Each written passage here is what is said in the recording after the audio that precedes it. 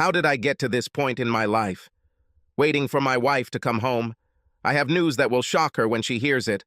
While I'm sitting here, there's an old song playing in my head all the time. I'll have to look it up when I get the chance. I don't know where I heard it. If you want to be happy for the rest of your life, never marry a beautiful woman. So from my personal point of view, it is better to marry an ugly one. My name is John Capone. Yes, I've gotten a lot of ridicule for that.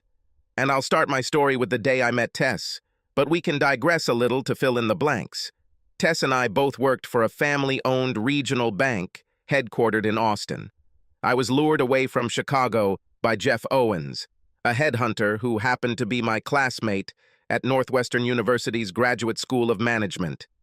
My task was to help the bank enter the 21st century by introducing new back-office automation. I was a senior vice president making six figures and climbing the corporate ladder to EVP COO. I was also a divorced father of a beautiful 6-year-old daughter named Robin. Tess was the manager of one of the city's branches.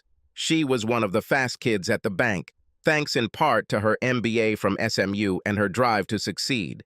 At 27, she managed the second most profitable branch in the bank. I had been managing the back-office operations division for almost a year, and had not met Tess until now, only aware of her reputation as a rising star. Tess Baker called my office to complain about one of the supervisors in my division. Joyce Denby appears to have had a loud argument with one of the cashiers, Tess. It was one of those situations that happens in any industry, sales versus operations. After listening to Tess Baker's version of the incident, I responded, "Miss Baker, this is the first I've heard of this, and I would like to speak with Miss Denby before taking any action. That seems fair. I'm sure we would do the same if a bank customer complained about any of your staff. I promise to contact you by the end of the day." "You're right. That's what I would do. Thanks for looking into this." Before I even hung up, Joyce was standing at my office door. "John, can I talk to you for a second?" "Sure. Come in and close the door if you need to." Joyce closed the door and got straight to the point. "John, I screwed up. I let one of the branch tellers make a fuss about me, and I ended up confronting her. The branch manager just called me. I said I'd talk to you. It was my fault. I had a terrible morning and I let it affect my work. I'll try to make sure it doesn't happen again." "Joyce, are you ready to call the cashier and her manager to apologize?" "As soon as I leave your office." "Great. Try calling soon because I promised to call the branch manager back before the end of the day. Joyce, your admission of this and your willingness to apologize are two of the reasons you will be running your department when Jim Benson retires next year." Joyce made her calls, and before I left that day, I called too. Tess Baker was very pleasant and appreciative of the way Joyce and I handled the situation. I asked Tess if she would like to meet me for coffee one morning, and she agreed. This wasn't the first time I'd met with a branch manager to improve interdepartmental relationships, so it was something routine. We agreed to meet at the Starbucks, next to their branch, the following Tuesday. When Tess Baker walked into Starbucks, I was amazed. I had heard that she was an attractive woman, and indeed she was. Tall, slender, tastefully dressed, and with a beautiful face. I don't remember ever being so immediately attracted to a woman. My grandmother would call it love like lightning. I did my best to gather my courage as we sat over coffee and chatted about work. I could have sat here for hours, just listening to her southern accent and looking into her brown eyes. But when our coffee cups were empty, I excused myself and said I needed to go back to the office. "Miss Baker, would you like to have dinner with me one evening this week?" "Yes, I would, but only if you start calling me Tess and give up this number with Miss Baker. Is Friday okay with you?" My heart almost jumped out of my chest. She said yes. We agreed that I would pick her up at her apartment on Friday for our first official date. Our first date was at a fancy Creole restaurant, followed by cocktails at a jazz bar downtown. We spent a wonderful evening sharing the past and talking about where we see our careers heading. I took her home and kissed her goodbye. She asked me to join her for a picnic with friends the next day. Much later, Tess admitted that she was as fascinated by me as I was by her when we met for coffee. That's why she chose Friday for dinner, knowing that if we continued to get along, we could spend Saturday at her friend's picnic. I was on cloud nine on the way back to my car after making sure she was safely inside her front door. The picnic on Saturday went well. Her friends seemed nice to me, except for one thing. I'm sure her friend Ted was a little jealous, but he didn't show it, so the day passed without incident. On Sunday morning, I picked her up and took her to church. This Catholic boy walked into a Methodist church and tried to keep up with the unfamiliar hymns. We sat on the bench with her parents, me on one side, her father Henry on the other, Tess and her mother in the middle. On the bench behind us sat her two older brothers with their wives and children. After the service, we went to her parents' house for brunch. Her mom and brothers were great, but her dad was a little standoffish. I later learned that he was a bit of a racist against Catholics, and my last name, Capone, didn't help. But I have to give him credit, according to Tess. He never spoke ill of me. Our courtship was moving at lightning speed, so I arranged for Tess to meet my daughter Robin the following weekend. On Saturday, I picked up Robin from my ex-wife's house, and the three of us went to the Austin Zoo. I was lucky. Tess and Robin got along great. We ate dinner together, and after we drove Tess home, Robin sat in the back seat and talked about how much she liked my new friend. Robin and I spent Sunday together, just the two of us, before I took her to her mom's on Sunday night. I even received a call from Sandy at work on Monday. Robin spent Sunday evening telling Roger and me about Dad's, quote, beautiful, super sweet friend, end quote. What's going on, John? Who's this beautiful, super sweet Tess? Sandy and I were best friends in high school. Sandy was a head cheerleader, and I was captain of the football team. We both did track and field in the spring and had most of our AP classes together. We both received academic scholarships to the University of Illinois. Sandy is absolutely stunningly beautiful and probably the sweetest person you will ever meet. When we weren't dating other people, we were dating each other. In fact, we took each other's virginities and continued to be friends with benefits from the time we were in high school until we got married. In college, I only had sex with a few other women, and Sandy only slept with 2 other guys. None of these relationships lasted, so we always came back to each other. But what's interesting is that we never fell in love with each other, our hearts just weren't in it. So, why did we get married? It was Robin. Sandy stopped taking the pills for medical reasons and used a diaphragm. A pair of smart college seniors did what couples have done for centuries and got pregnant. I know many couples would go to a clinic to get a quick fix, but that wasn't us.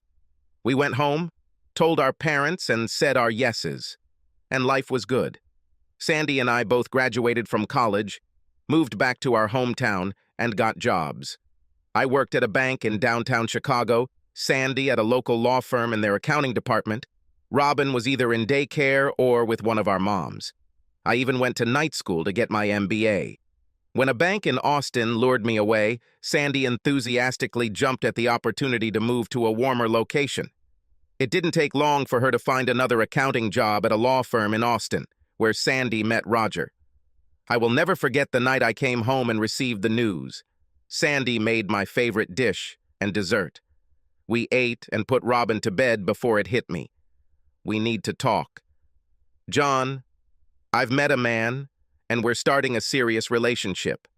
We've only had coffee and lunch together so far, but I think I've found my soulmate. You and I always knew we didn't love each other as much as we hoped. Do you still think so? I sat on the couch looking at Sandy, my best friend, and the mother of my daughter. Sandy, no, I haven't changed.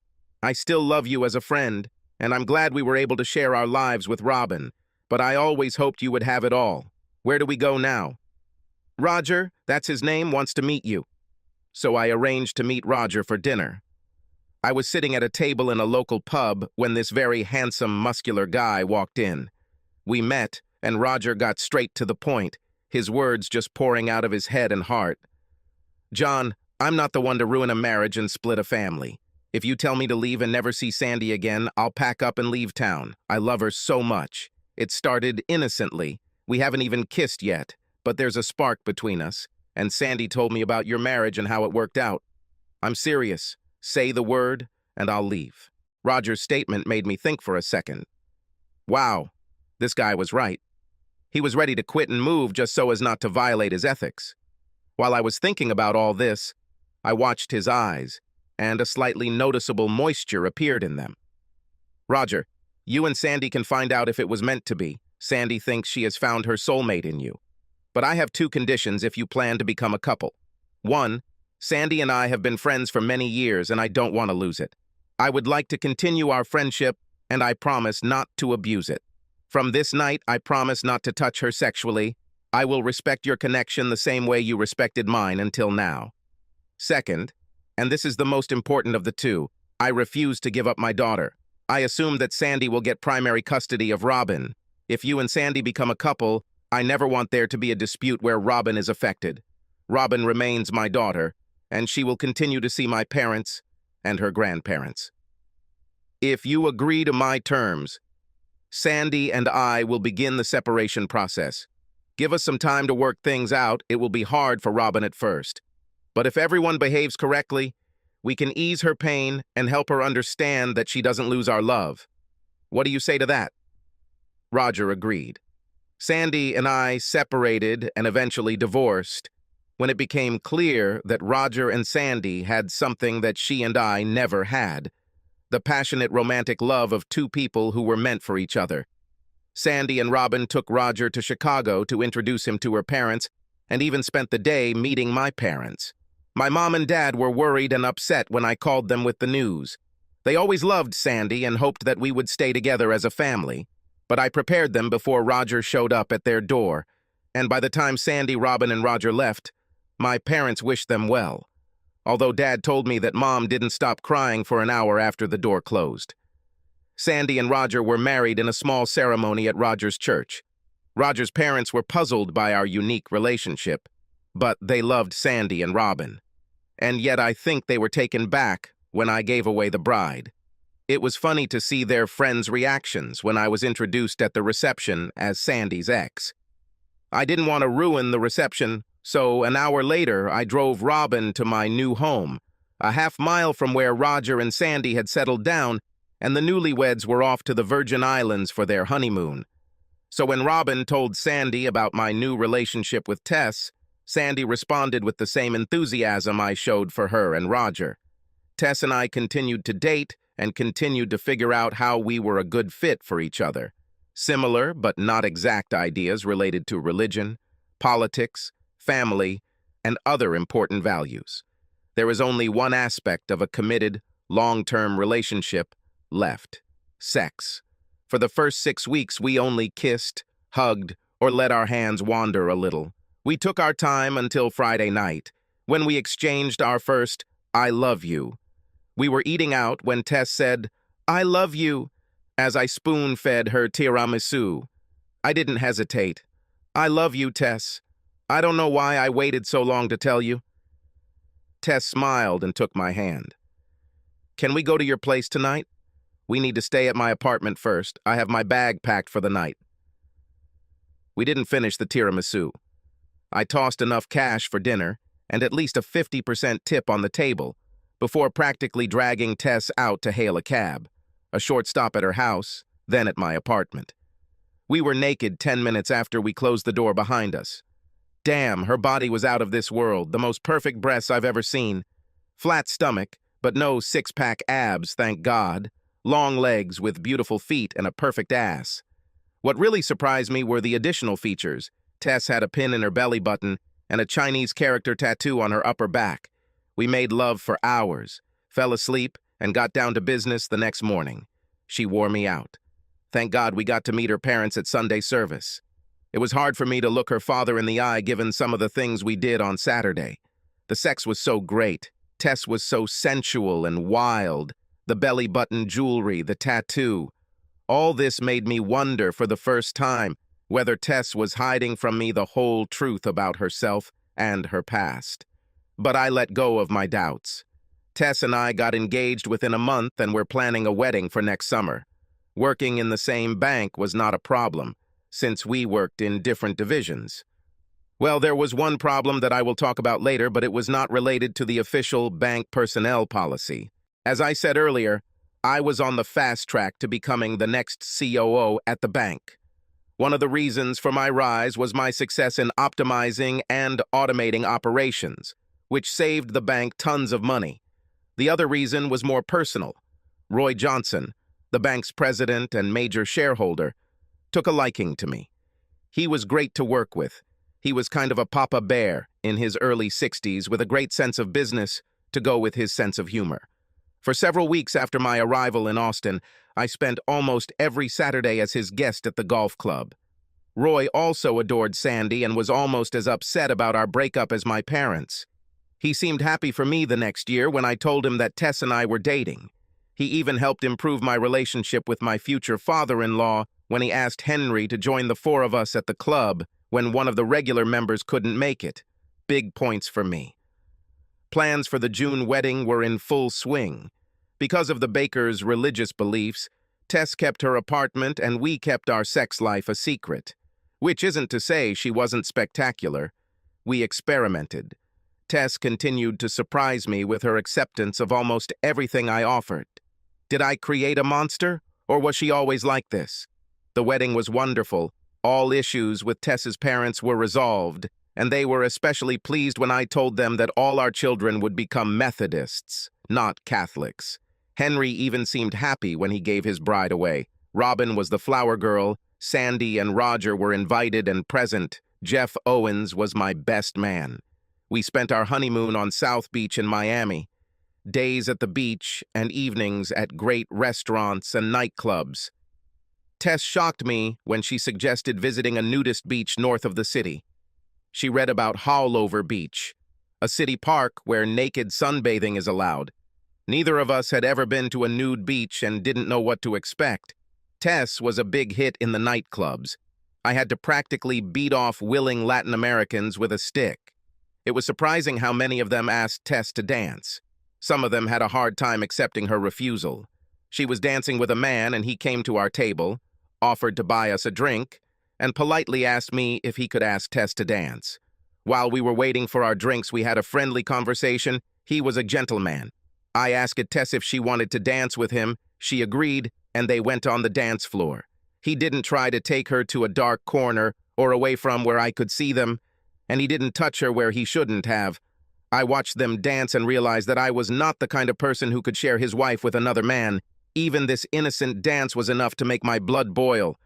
When they returned to the table, I politely indicated that we were done for the evening.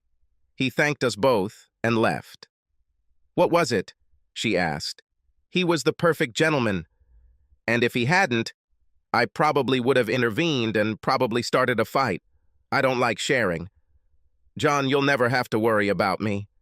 "Okay, sorry, honey. Maybe watching all those guys looking at you naked on the beach today and watching you dance with him just threw me off. I love the way you look, but that dress is too tight for you. Like you were still naked and it was almost like he was holding your naked body close to him. Do you even wear underwear?" Tess smiled wickedly. "Do you want to know? Let's go back to the room." When we got back to the room, Tess told me to sit in the big chair. She took off her dress and answered my question. Not a hint of underwear, not even that tiny thong she bought for our honeymoon. "Like I said, Tess, no sharing.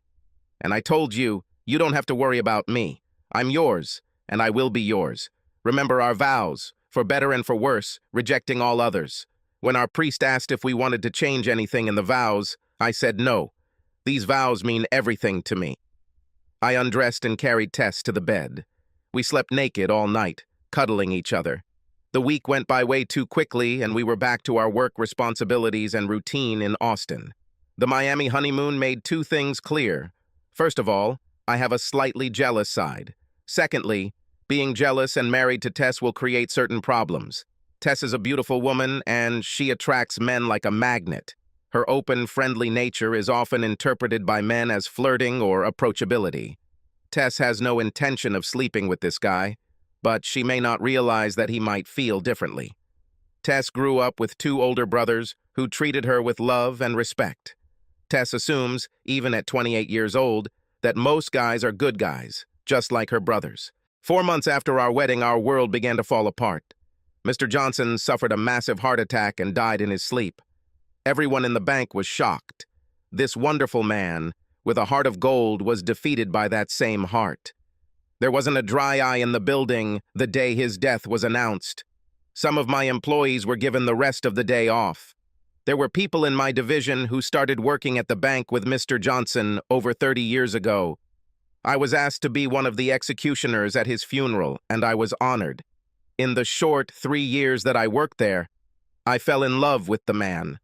After the service, I expressed my condolences to Johnson's family and was faced with the cold, hard eyes of his son, Roy Jr. I don't know if I had ever seen such hatred in a person's eyes before that day, but I saw it that day. Roy Jr. became CEO. His mother still owned a majority of the shares, but Roy Jr. essentially controlled those shares. 2 weeks after Roy Sr.'s funeral, I was called into Roy Jr.'s office. I knew this was going to be an awkward conversation when he told me to address him as Mr. Johnson and not Roy. "John, I'm sorry, but I'm firing you." I stood there for a second. "I don't understand, Mr. Johnson. My grades have been excellent since I arrived. I've saved the bank millions of dollars, and I've been promised a promotion in the near future." "Tough, John. None of these promises are in your contract, and Texas is an at-will state. Basically, I don't need a reason to fire you. There are 2 security guards at your desk. Get your personal things and leave the office within 30 minutes. This idiot stood there with a smirk on his face. It took all my self-control not to wipe that smile off his face. I knew this would land me in jail, and luckily I didn't give in to my primal instincts. I turned to see one of our guards standing at the door with a stun gun pointed at me. I left the headquarters building and headed to the operations center. I didn't have time to stop at Tess's branch to tell her the news, and I didn't want to tell her over the phone. I quickly collected my things from my former office and hurried back to the city center. When I tried to enter her branch, a security guard stopped me. "Sorry, Mr. Capone. I have instructions not to let you inside." "What? Someone thought I'd take it out on my wife. Look, I'll stay here. Please tell Mrs. Baker that her husband is waiting to talk to her." Tess, of course, kept her last name. Who would do banking business with a branch manager named Capone? 30 seconds later, Tess ran out of the branch. "John, rumor has it that Johnson fired you. What's going on?" "I don't know why, Tess. He didn't give me a reason. He just said I was fired.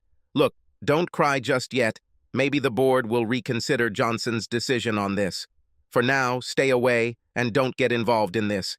If the worst will happen, I'll talk to our lawyer about my options, so I better be smart."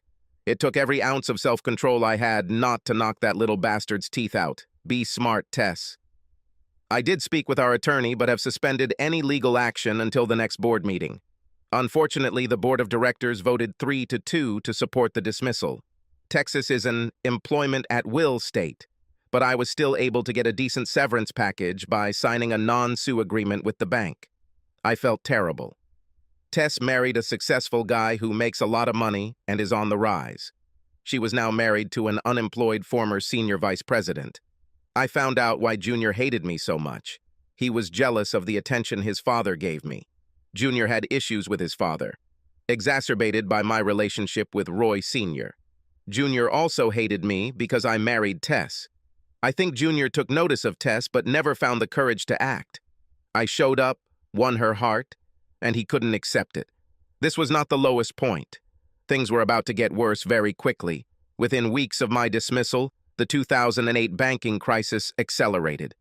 Banks were closing or merging, and bank employees were thrown out into the streets by the thousands, while I struggled to find a new job. Hundreds of resumes have been submitted with barely noticeable results. It also required Tess to keep her job. There was no way for her to change banks, although we were both concerned that she was working for those scoundrels who got rid of me. So I stayed home, sending out resumes, and Tess went to work every day for the bastards who threw me out. Tess has been a champion throughout it all. She did her best to encourage me with words of encouragement. I couldn't count the number of times she said, "John, I didn't marry the senior vice president. I married you. These companies are fools for not hiring you. We'll get through this." I even considered changing my last name to Baker, but that would only raise questions if they looked at my high school transcripts. About 4 months after I left, Tess was informed that she had to attend a week-long conference in Denver. This was our first real separation after marriage. The first night, Tess called me from Denver. She cried, "John, Roy Jr. is at a conference. I think it was just an excuse to leave me alone with him and away from you. I couldn't even concentrate. He sat next to me for most of the sessions and then asked me to have dinner with him tonight. I think I'll feign illness and come home tomorrow." I had to think. It was hard because I was so angry that my brain cells were shutting down. "Wait, honey. Stay in your room tonight and order room service. I'll be with you tomorrow night. Hang in there just one more day. Go to your sessions and don't tell Junior I'm coming." We talked for another half hour, and I calmed her down. When we hung up, I booked a flight to Denver. The hotel had instructions to give me a room key. I sat in her room, waiting for Tess to finish her last session of the day. She walked in, and we hugged like there was no tomorrow. "Call Junior. Tell him to come up here." "John, you're not going to do anything stupid, right? Please don't do anything that will land you in jail." "Don't worry. I may be Capone, but I'll use my head, not violence." Tess called Junior and asked him to come up to her room. I'm sure he thought it was his lucky day. 10 minutes after knocking on the door, Tess let him in, and he didn't notice me in the corner until she zipped it shut. He turned pale when he saw me. It helped that I was holding a golf club that I'd purchased earlier at the resort store. "Sit down, Junior." Junior sat down on the chair I was holding for him. I positioned myself between him and the door. "You can leave now, Tess. I'll join you for dinner after I talk to Junior." "John, remember our conversation." "He'll be fine. We'll just talk." My promise to Tess to only talk about discussions may have inspired his courage, plus the alcohol I sensed from him, because as soon as Tess left, Junior spoke up. "I already got her, you know. Last night after she joined come over for a late dinner."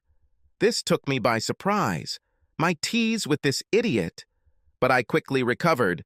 "No, you didn't do that. She would never have anything to do with you. You're nothing more than a pimple on a horse's butt." "You'll never know, Capone. What are you going to do? Kill me like your namesake?" "Okay. Tell me one thing about Tess's body. If you had sex with her, you would have seen it." He thought for a second, then said, "Tattoo." "Oh, damn. Now what?" But then I realized that it was too simple. He was just guessing. "If it's a tattoo, what does it say?" "Got him. Butterfly." Wrong answer, Hans." I decided to unload. His lie about seducing my wife deserved my own lie. "Junior, that's why your father didn't love you. That's why he always wanted me to be his golf partner and not you. That's why you're only in office because your father died before he could change his will. The week before he died, he told me he was going to get rid of you. He said you were worthless. He was ashamed that you were his son, and the only reason you had a job was because your mother cried to him. Shoulder to leave you. But he decided that was enough. You were out. You're nothing, and that's why Tess is my wife, not yours, and why she would never sleep with you, even if you were the last man on earth." I don't think I've ever seen such a broken person in my life. He had no way of knowing that I had made up the story that his father was going to disinherit him, but his low self-esteem told him it was true. Add to my words the fact that the bank was quickly sinking due to the economy and Junior's mismanagement, and you have a broken man. A week after that, the board of directors voted to sell the bank to a large bank headquartered in North Carolina. Junior received a couple of million from the deal, but it was much less than he would have received just 6 months ago, and a couple of million couldn't compensate for his low self-esteem.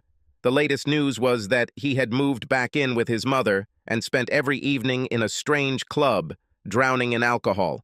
But that didn't end my problems. I was still out of work and Tess still needed hers, now working for a large bank. Part of my problem finding another job had to do with my reluctance to leave the region. Robin was in Austin, and the thought of seeing her only a few times a year broke my heart. Less than 6 months later, one of the senior vice presidents of a large bank took notice of Tess. Beautiful woman with style. Unfortunately, The big bank still had old-school attitudes towards women in the workplace. There were rumors that there were ongoing sexual harassment claims against some managers at the bank. Chris Haynes was senior vice president in charge of the Southwest Branch Network. Within 6 months, he reorganized his managers. Tess had just turned 30 and was now in charge of 12 branches in the Austin area. She also reported directly to Haynes. I finally found a job around the same time Tess got her promotion. I was offered a position as an operations supervisor at a mid-sized credit union. I was offered a quarter of what I made at my last job, with some responsibility, but it was a job.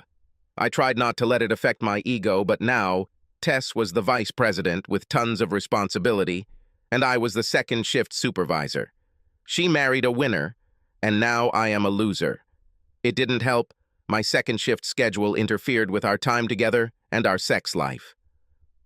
What was an active, vigorous sex life turned into once a week on Saturdays. Damn, she didn't sign up for this. But I will say this, Tess has never shown me less love than she did before my luck started going downhill.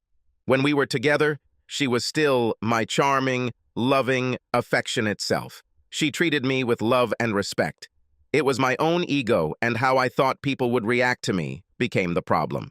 With her new position, Tess had to travel to Atlanta every month for 2 or 3 days. Since we didn't see each other much during the week, her travel schedule didn't impact our overall time together much. But gradually, I began to notice signs of stress on her face after returning home. I asked her more than once what was bothering her, but either she didn't want to burden me with her problems or she was hiding something. One thing she shared was her desire to start a family, even if it meant living on one salary, whether it was her as a housewife or me as a housewife. We decided to cross this bridge when she became pregnant. Tess stopped taking the pills, but we didn't change our schedules, so getting pregnant might require a miracle. For the next 9 months, we held on. I never stopped looking for a better position.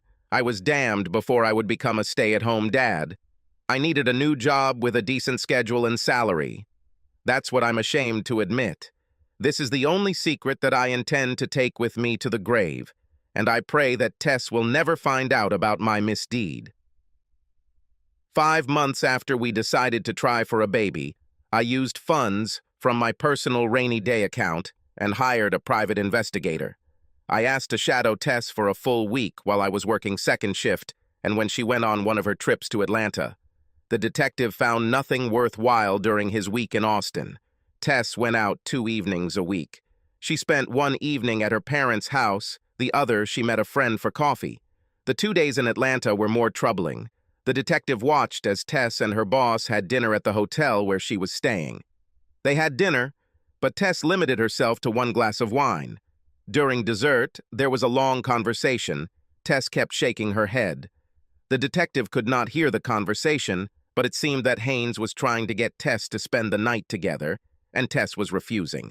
The detective remained nearby as Tess stood up and headed towards the elevators. He watched Haynes as he watched Tess enter the elevator. Before the doors closed, Haynes jumped into the elevator. The detective was too far behind and was unable to enter before the doors closed, but managed to take a photo on his cell phone of Haynes forcefully kissing Tess. The detective pressed the call button, and when the next elevator opened a minute later, Haynes exited that elevator, rubbing his face, which looked like he had been hit. The detective followed Haynes to his car and watched him drive away. That's what Tess was dealing with. Why didn't she tell me? Probably because she was still afraid that I would end up in prison. After receiving the detective's report, I tried to get Tess to open up without giving away what I knew or how I knew. I finally asked her directly after her next visit to Atlanta. Tess, is there something going on between you and Haynes? She looked at me as if I had hit her. How can you ask me that? I didn't do anything to disrespect our marriage vows. Well then, is Haynes doing something to harass you? Because every time you come back from Atlanta, there's a dark cloud hanging over you, and it takes you days to get back to normal. John, please let me handle this. I'm an adult. I know you saved me from that jerk in Denver, but I've learned my lesson, and I need you to trust me. It's hard, honey. And you're asking a lot from the man who loves you. Just remember, I'm here for you. Remember that not every man has the same principles and morals as me, your brothers, or your father. There are bastards who have no qualms about seducing a married woman, and if that doesn't work, use alcohol or pills to get their way. I think I really scared Tess when I mentioned alcohol and pills. God, I hope nothing happened on this last trip. And things came to a head over the next month after my warning to Tess. This is where my story begins. Sitting at the dining room table and singing a stupid song about how you should never marry a beautiful woman. I'm waiting for Tess to get home so I can tell her the news. The last few weeks have been hell. Tess has something on her mind that she won't share. Something is happening. Tess walked through the door and her expression scared me. We had been married for just over 2 years, and I couldn't figure him out. But I needed to get rid of it. She had to know. Tess, sit down. We need to talk. Tess's eyes widened. I have important news too, but you get started. Perhaps Tess's news will make mine easier. Perhaps. Tess, I've been offered a job as COO at Jeff Owen's new startup. He offered me a great salary plus 2% of the company to join him. That means moving to San Jose, California. I want you to quit your job at this crap bank and come with me to California. Tess froze. Why couldn't I read this woman's face? Perhaps it really is true that men are completely clueless when it comes to women, because what Tess said next was enough to throw me off guard. John, I'm pregnant. What? John, you and I are going to be parents. I know I should have told you sooner, but I waited until the 2nd month because I was afraid of miscarriage. You should have found out today because I handed in my resignation from work this afternoon. I'm tired of all this nonsense at the bank. I should sue them, but I just want to leave. Yes, I will go to California or anywhere with you. I want to raise our child and be a mother and a housewife. I want to be at home waiting for you when you get home from work. I want a life like my mother, without a job on the side, 100% devoted to his family. I jumped up and hugged Tess. He pulled her to her feet and hugged her tightly until he thought of the baby growing in her belly and let go. Of course, you can't hurt a baby by hugging Tess, but I was excited as hell. Tess and I hugged and kissed for a few minutes. She had tears in her eyes, and she actually cried when I told her that my new salary meant she didn't have to work. She was able to stay home and raise our child, and I hoped that this was just the beginning of our family. Suddenly, Tess tensed in my arms. Wait, John, what about Robin? How can you leave Austin when Robin is here? This is the best part, honey. The company needs a patent lawyer. Roger has already accepted the offer. Robin is also moving to California with his mom and stepdad. And that's what we did. We moved to California. Not only did Robin gain a little brother when Tess gave birth to our first boy, but she also gained a sister within a year when Sandy gave birth to the first of 2 children with Roger. They live 4 houses down from us on the same cul-de-sac in San Jose. Am I blessed? Undoubtedly. The company is thriving. We are not crazy rich in a material sense, but we have everything we need and much of what we want. But most of all, we have love, family, and friendship. Everyone likes a story with a happy ending where the bad guys get what they deserve, and I was thinking about the physical impact. I may not be a direct descendant of the famous Al, but that doesn't mean I don't know people in Chicago who would happily break a couple of knees for a couple $1,000s. Some say that living well is the best revenge, and I can't imagine a better life than mine. But to be sure, I anonymously sent 1 copy of the elevator photo to Haynes's wife and another to the Human Resources Department of a large bank. Tess's face was mostly obscured by Haynes's, but the mirror at the back of the elevator captured it perfectly. I found and rewatched an old Jimmy Soul song from the 60s. If you want to be happy throughout your life, it is better to make a beautiful woman your wife, provided that this woman is as beautiful on the inside as she is on the outside. I know they don't rhyme, but I like my words better. Subscribe to our channel so that your second chaff doesn't cheat on you, and go ahead and listen to the next story, because this story is nothing compared to the next one. If you're under 18, don't even think about listening to the next one. Second story. When I, Will Lawson, met Linda Peters, I knew she had a passion bridge. She's apparently been playing since 8th grade, mostly with her longtime partner Garrett Hinham, and had achieved Master of Sport status by the time she was 19. She was a bronze medalist in the sport by the time she was 22, and at the age of 24 when I met her, she was a silver medalist.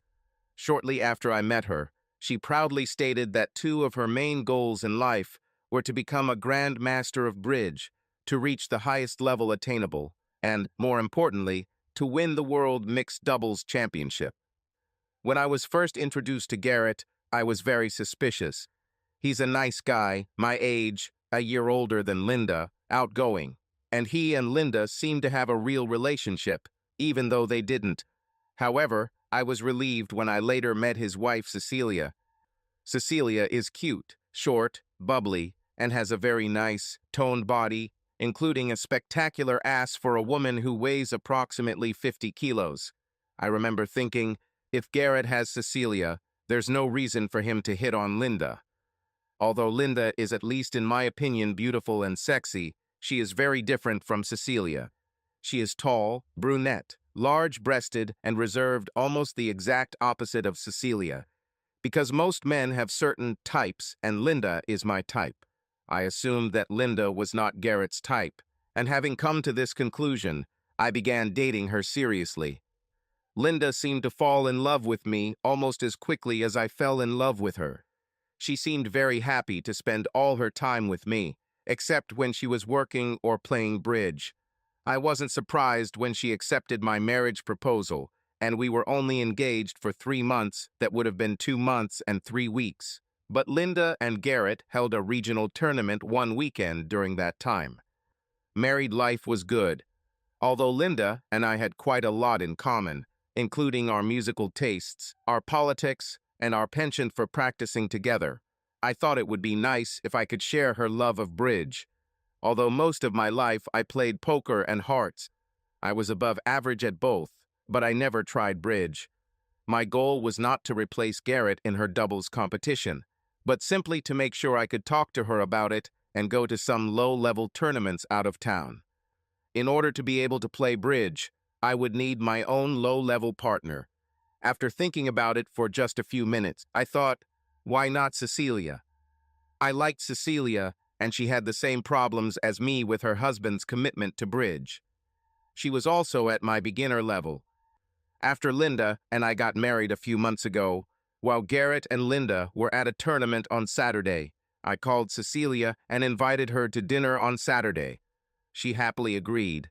We had a nice chat while I prepared the chicken parmesan. She helped us prepare a salad, and we shared a bottle of wine before and during dinner. After dinner, Cecilia and I retired to the balcony of our apartment and put our feet up. Cecilia, besides simply wanting to enjoy your company, I had another reason to invite you tonight. Have you ever thought about taking up a bridge? After a short pause and a guilty smile, she answered, of course I thought. I mean, this is very important to Garrett, and he's my husband, so I have to. However, I will never reach his level, and I don't know if I would consider myself a failure. Besides, I'm not sure I have the guts to do it. I chuckled. I'm sure you have enough intelligence for this. What if you could start playing with another newbie and could learn enough to talk intelligently about it with Garrett and maybe go to some of the same out-of-town tournaments? Are you offering this to me, Will? She laughed. In a sense, yes, I laughed in response. I would like to start learning bridge, but I need a partner. Who could possibly be a better partner than you? I have absolutely no expectations or even desire to be in the same class as Linda and Garrett, but I would like to have something else in common with Linda and an excuse to go to some tournaments out of town. Cecilia looked thoughtful for a second and then said, let's do this. Do we ask our spouses to teach us, or do we take classes, or what? Why don't we talk to Linda and Garrett on Monday and see what they suggest? In fact, why don't you two come over for dinner on Monday and we can talk about it as a group? I said. Only if I can add salad, dessert, and wine. What are you thinking of making for the main course? She answered. We talked about dinner, politics, movies, and many other topics. And before we knew it, the clock showed 2:36 a.m. Since we had finished almost 3 bottles of wine, I convinced Cecilia to stay the night in our guest room. I fed her breakfast the next morning, and we parted with smiles on our faces. Even if the bridge thing didn't work out, I was glad that I had made a very suitable and nice friend. I was glad late Sunday afternoon when Linda returned with the news that she and Garrett had scored big in third place in the sectional from Saturday morning until early Sunday afternoon. I was happy not only for her, but for myself too. You see, when Linda does well in a tournament, I get the night when she comes back. From the way she walked, the top 3 buttons of her blouse undone, and the smile on her face when she walked into the apartment, I could tell it was going to be a good night. Before we fell asleep, I muttered that Cecilia and Garrett were coming over for dinner the next night and that I would cook her favorite dish, fettuccine alfredo. "That's nice, Will," she muttered before falling asleep on my shoulder. Apparently what I told Linda on Sunday night about Cecilia and Garrett coming over for dinner on Monday night didn't quite get through to her. While she wasn't really offended when I reminded her about it on Monday morning, she didn't seem particularly enthusiastic about it or how it happened when Cecilia and I talked about it at dinner on Saturday night, and she slept in the guest room on Sunday morning. Still, by the time Cecilia and Garrett arrived and the smell of Alfredo sauce filled the kitchen, she was in high spirits. We had a great dinner, and from what I could tell, Linda and Garrett were delighted with our interest in bridge. That evening, they gave us our first basic lesson and advised us to enroll in a course at the community center. They agreed that our learning curve would be lower if Cecilia and I were partners. For the next 2 years, I had a wonderful life. I received 2 promotions. Linda seemed to enjoy her job, and she and I continued to do all the activities we had in common. And our sex life was great, especially if she and Garrett did well in the tournament. In addition, Cecilia and I advanced in bridge, and we even went to 2 tournaments with Linda and Garrett, which included players of all levels from the gold masters that Linda and Garrett became, to beginners like Cecilia and me. In fact, with Linda and one of my college buddies who lived nearby, Cecilia became my best friend. Linda and Garrett threw Cecilia and I a party when we received our first 2 master points. Life was fantastic. Of course, now that I've said it, you know there's a but coming. This but came in the form of another Saturday dinner with Cecilia, while Linda and Garrett were at another late-night bridge competition. This dinner was at Cecilia and Garrett's house and was hosted by Cecilia. After a pleasant meal, discussing many things over a glass of brandy, including our ongoing bridge practice, Cecilia said, "There is something serious I want to talk to you about, Will." "Get out," I smiled, and then took another sip of brandy from my glass. "I think Linda and Garrett are cheating on us at the out-of-town competition," she blurted out. Luckily, I swallowed my last sip of brandy, otherwise it would have flowed out of my nostrils. "What?" was my shocked answer. "What makes you think that?" It started the first night when we told them that one of the reasons we wanted to take up bridge was so we could go to some tournaments out of town with them, Cecilia grumbled. "I love you, Will, but I know you're one of the least observant people in the world, so I didn't expect you to notice, but I noticed." After a significant pause, she continued. "What I noticed was the slight grimace of Linda and Garrett and the fleeting eye contact between them. They quickly recovered and seemed to support us after that, but those grimaces and that fleeting glance were imprinted in my brain. Of course, your suspicions are based largely on this," I swallowed. "Yes, it is. Did you notice that at the 2 tournaments we accompanied them to, they performed poorly? In one, they scored a total of 1 master point," she correctly remembered. Unfazed by my lack of response, she continued, "Have you noticed how hot they get when they come back from competitions where they performed well?" I responded to this last comment. Wouldn't that mean they didn't have sex with each other if they were horny when they got back? Just the opposite, she answered with a great deal of authority. Cecilia continued for another 20 minutes, and from time to time I asked questions or expressed doubts. However, when she finished, I thought there might just be something to what she said. Although I was far from convinced, I was willing to go along with Cecilia's suggestion to try to find out what, if anything, was going on. That evening, we started planning. When Linda came back that Sunday, she and Garrett had a bunch of red master points, and she was beyond excited.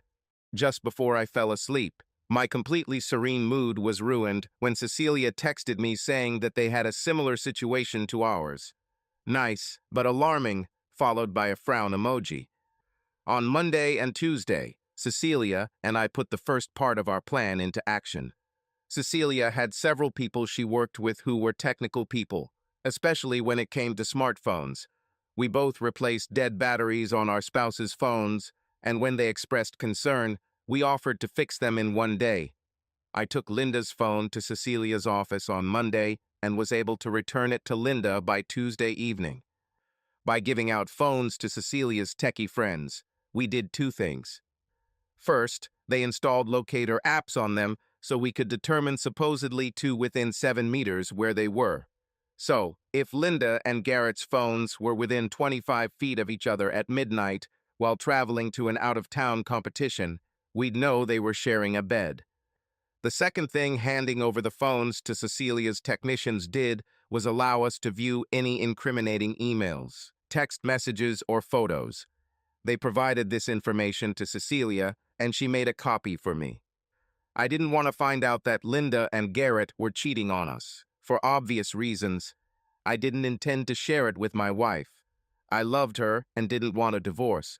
However, it seemed like Cecilia almost wanted to find out that they were cheating on us, just to prove that she was right. Maybe not, but that's exactly what it looked like. Regardless of what any of us wanted to find, we made a promise to try to find out everything we could and to be rational about what we would do about it. The recovered emails, text messages, and photographs did not reveal anything incriminating. While, as you might expect, many emails and text messages were deleted, there was nothing even remotely indicative of cheating. All interactions between Linda and Garrett were friendly, but not flirtatious, and there were certainly no displays of affection. In fact, I had to conclude that Cecilia and I interacted with each other with a higher level of affection than Linda and Garrett. There were also no expressions of dissatisfaction with Cecilia and me, and the only risque photos Garrett had on his phone were of Cecilia, and the only ones Linda had were of me. Additionally, Cecilia and I recalled our past observations of Garrett and Linda when they were together. There was never, and I mean never, any courtship. In fact, Cecilia and I were 10 times more affectionate with each other than Garrett and Linda. The next time Linda and Garrett were away competing, Cecilia and I got together on Friday and Saturday nights. Although, as expected, their phones actually overlapped each other during the competition, as they sat less than 5 feet apart and the app wasn't sensitive enough to detect that distance, or sat next to each other at lunch or dinner. At night, their phones were at a great distance from each other, definitely more than the 7 meters that the locator app was designed for. When Cecilia and I spoke to them on the phone late at night both times, there was nothing suspicious either. In fact, I even stayed in Cecilia's guest room both nights so we could compare notes in the middle of the night. The next part of the plan was to go with them to competitions out of town. We did this twice, and both times they seemed to play poorly because they scored few master points and were in a bad mood afterwards. Then we tried making surprise appearances at tournaments outside the city. For one competition where they were supposed to stay overnight on Saturday, I arrived around 9 o'clock in the evening. I thought I had won when I got the key from the front desk with my ID and opened room 428, Linda's room. Garrett was there looking at some bridge stats. After a brief, irritable exchange, Garrett convinced me that Linda and he were in the wrong room and that she was in 601. I hurried there to find Linda also looking at bridge statistics. She was clearly surprised, but seemed happy to see me, and we had good sex that night. The next morning I left before breakfast so as not to disturb her concentration. Linda and Garrett did well in that competition, and I got what I usually get in these situations when she came back on Sunday night. Cecilia did almost exactly the same thing I did during a 2-day tournament about a month later.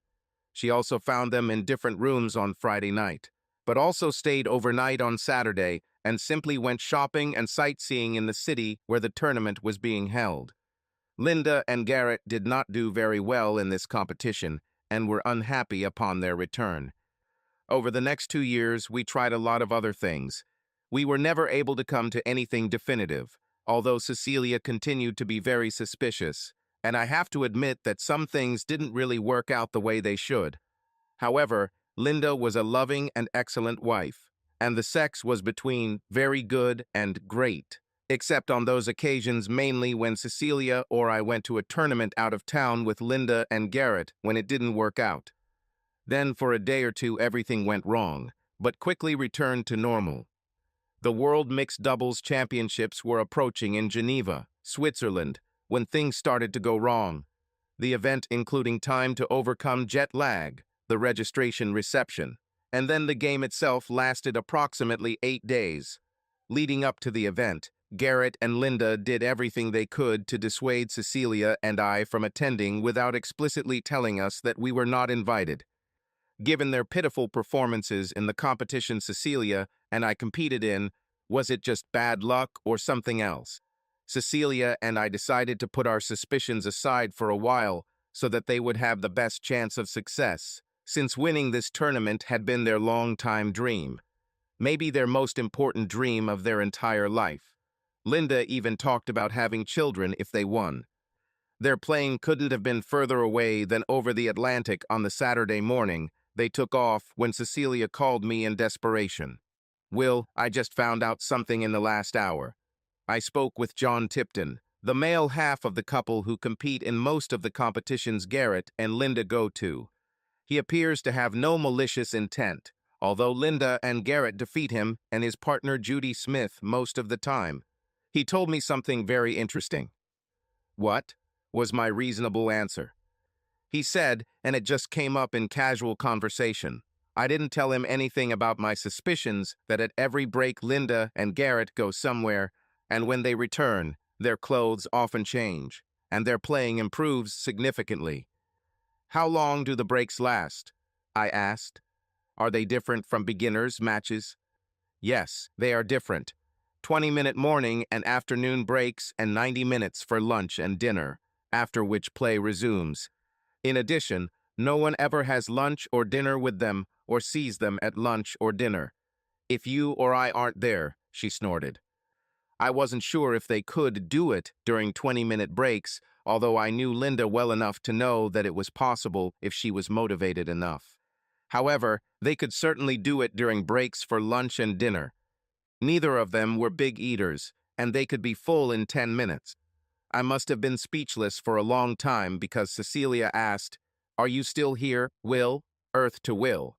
"Yes, I'm still here," I muttered. "Is any continuation possible?" "John says Judy might know something. She is apparently not at home right now, but should be back this afternoon." "I'll talk to her then," Cecilia replied. "Let me know," I muttered and ended the call.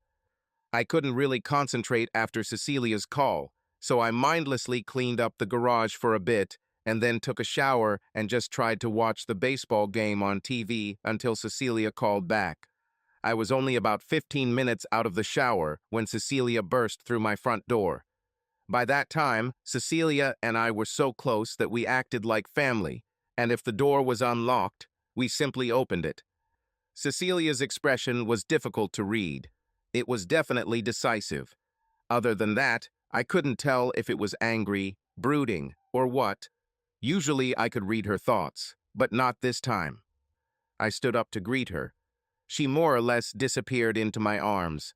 After about a minute, I took her hands, moved her away from me, looked into her eyes and asked, "What did Judy say?" A single tear appeared in Cecilia's left eye, and then she spoke in a low voice.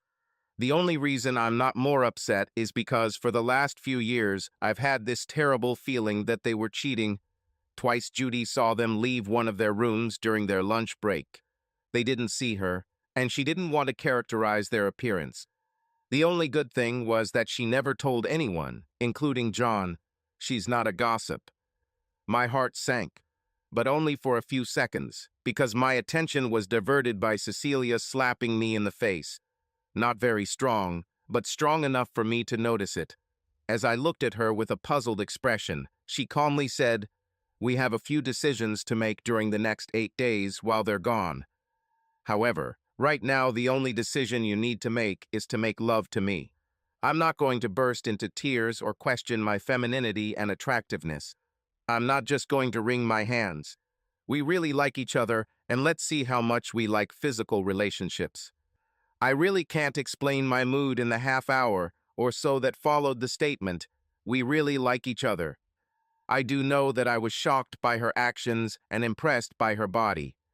It took a long time before we both fully realized this. Since Garrett and Linda were due back the following Monday, Cecilia's plan involved the two of us being out as much as we could until Sunday at 6 a.m., then taking Sunday and Monday off to prepare for their return on Monday in the evening. I didn't make any complaints. In fact, Cecilia probably thought that I was completely subservient to her, because everything she suggested during our spouse's stay at the World Cup, we did. It wasn't really that I was a submissive, it was just that Cecilia was so funny and had so many good ideas that I probably couldn't have come up with anything better. During this time, each of us talked to our spouse once a day before their first card session of the day. We were pleasant and didn't talk about anything, nor about their infidelities over the years, not about our ongoing holiday.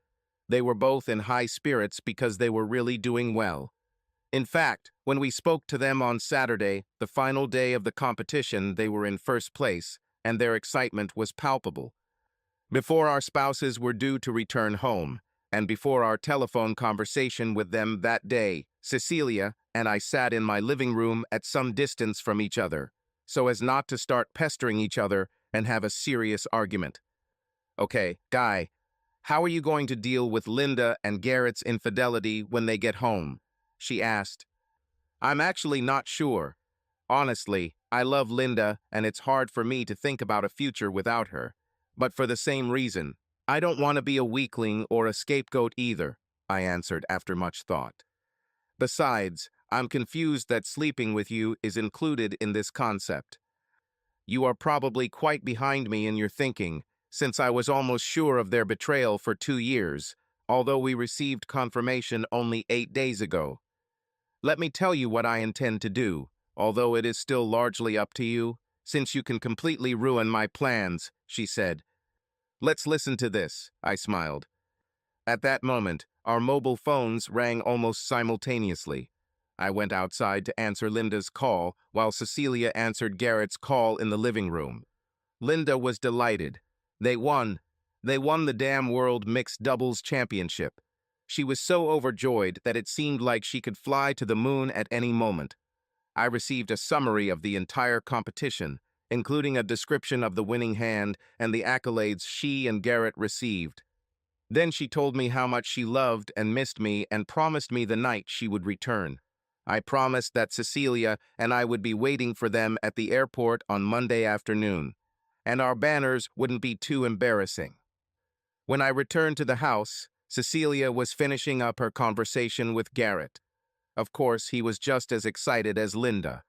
As soon as Cecilia pressed the red button on her phone, she jumped into my arms and kissed me. "What was it for?"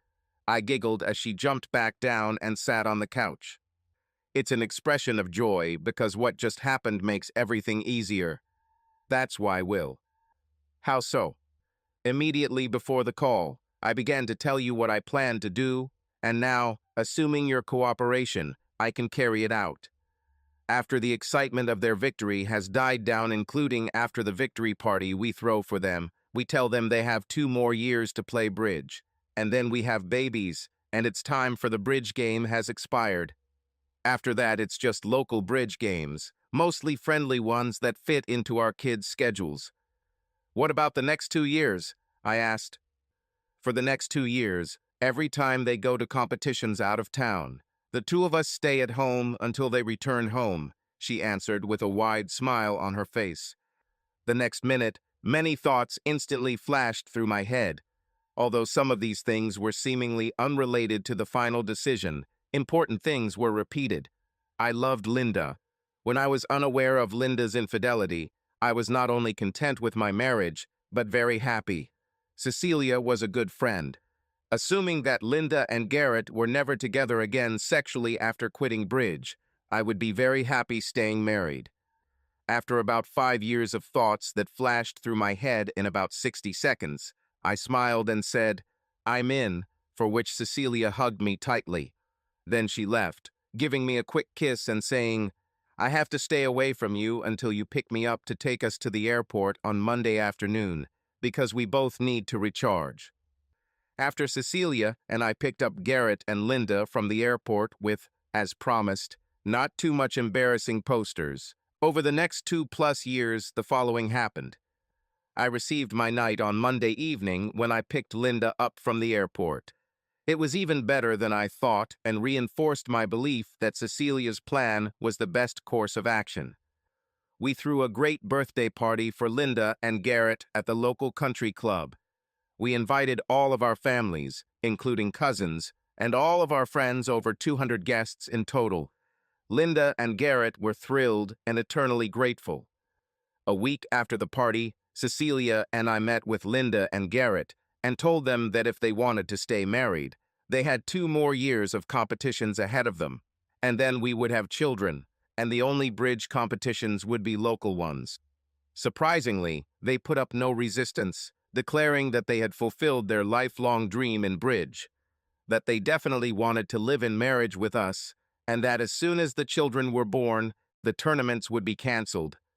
Over the next 2 years, they attended an average of 1 country tournament per month. While they were gone, Cecilia and I were together all the time, and we were comfortable with each other. We were so satisfied that we didn't even think about what Linda and Garrett might be doing. Supposedly the last time Cecilia and I were supposed to be together, and at the last out-of-town competition that Linda and Garrett were going to, after which both women immediately gave up birth control. Cecilia was acting a little strange. 6 weeks after our last meeting, Cecilia invited me to lunch on a blanket in the park on a beautiful spring day. After a light meal and some banter, she got down to business. Will, I don't quite know how to say this, so I'll just say it directly. I'm 6 weeks pregnant with your baby. What did you say? I gasped, luckily not burping up my Pepsi. The last time we were together, I didn't take the pills because I had the iod removed a week before we made love. I know that's when I got pregnant. How do you know? After our last meetings, I did tests for Gareth and I. Although it is possible that he can conceive a child, his chances are at the lowest level. At the same time, I checked yours, she continued, not at all embarrassed. I was going to ask her how she got the sample from me, but quickly dismissed the thought, remembering our last weekend together. So she continued, "Your results are impressive. Plus, I just know in my heart that this is your child. I will do a blood test after 10-11 weeks of pregnancy to confirm this and determine the sex of the baby." "What are you going to do?" I blurted out without thinking. "What do you mean? What am I going to do?" she snapped. She took a deep breath and then said, "I will have your child. Especially if it's a girl. No one will suspect anything since you and Garrett have the same eye and hair color, and the girl will most likely look more like me than either of you. Will you keep this a secret?" "Yes, I intend to do so, unless you and Linda get divorced, at which point I will get divorced too and claim you," she growled, crossing her arms over her chest and pouting her lips. It wasn't easy to digest, but there was nothing I could do about it except pretend to be happy. A big smile appeared on my face, and I said, "I will do everything in my power to support you emotionally, and if you ever need money, I will help with that too." Then I kissed her. There was a wide smile on her face. 2 weeks after my lunch with Cecilia, as Linda and I were lounging in bed, she smiled and said, "I have good news." Of course, Linda was pregnant. I kissed her long, hotly, and then we made love tenderly. Cecilia's little girl, her exact replica, was born 5 weeks before Linda gave birth, and my little boy, who looked exactly like the one in my baby photos. Both Linda and Cecilia took on the task of raising their children as real parents. Our families remained close. Linda and I had another little boy just 2 years after our first. Although I wasn't paranoid or suspicious, just to put my mind at ease, I ran DNA tests on both my little boys and my little girl Cecilia. I was the biological father of all three. Our firstborns were both 2.5 years old. All four of us loved being parents, and our lives were going great. Both mothers had regained their pre-pregnancy bodies and were damn attractive. Then Cecilia invited me again to have lunch in the park. This time she didn't beat around the bush. Will, I want another child, and I want her or him to have the same biological father as my first. 10 months later, Cecilia gave birth to another sweet little girl, and it wasn't due to the virgin birth. Subscribe to our channel so that your second chaff doesn't cheat on you, and go ahead and listen to the next story, because this story is nothing compared to the next one. If you're under 18, don't even think about listening to the next one.